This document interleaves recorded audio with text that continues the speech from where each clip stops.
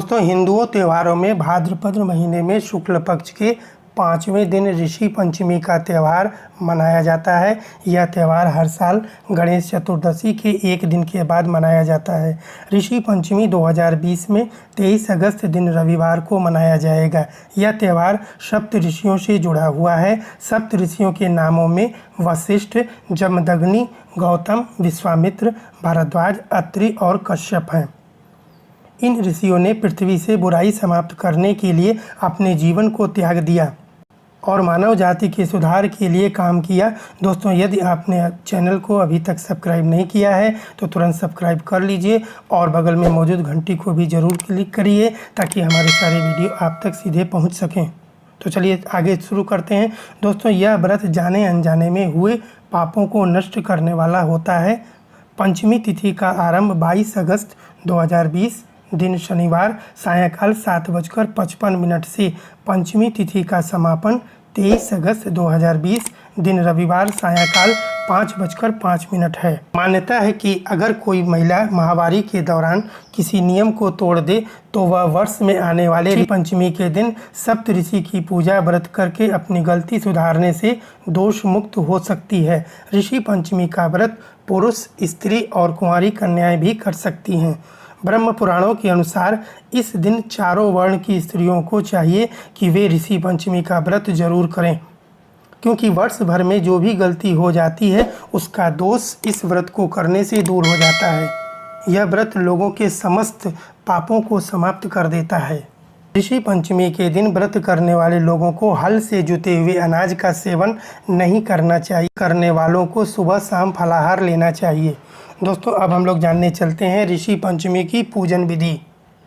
सूर्योदय से पहले सबसे पहले उठकर स्नान आदि नित्य कार्य करके स्वच्छ वस्त्र पहनकर अपने घर के मंदिर वाले स्थान को सबसे पहले साफ करके गंगा जल से शुद्ध करिए।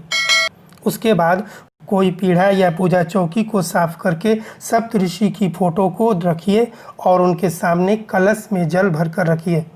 उसके बाद सप्त ऋषियों को पंचामृत से अभिषेक करिए। सप्त ऋषियों को धूप दीपक दिखाकर फल फूल मिठाई अर्पित करिए।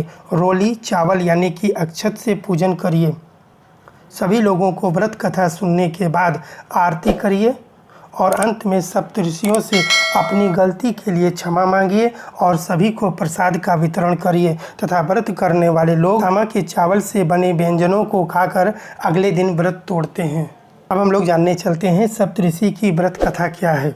विदर्भ देश में उन्तक नामक एक सदाचारी ब्राह्मण रहता था। पत्नी बड़ी पतिव्रता थी जिसका नाम सुशीला था। उस ब्राह्मण की एक पुत्र और एक पुत्री थी। विवाह योग्य होने पर उस ब्राह्मण ने कन्या का विवाह कर दिया। दैव योग से कुछ दिनों के बाद वह विधवा हो गई। दुखी ब्राह्मण दंपति और कन्या सहित गंगा तट पर कुटिया बनाकर रहने लगे। एक दिन ब्राह्मण कन्या सो रही थी कि उसका शरीर कीड़ों से पूरी तरह भर गया। कन्या ने सारी बात अपनी माँ से कही। माँ ने पति से पूछा, मेरी साध्वी कन्या की यह गति होने का क्या कारण है।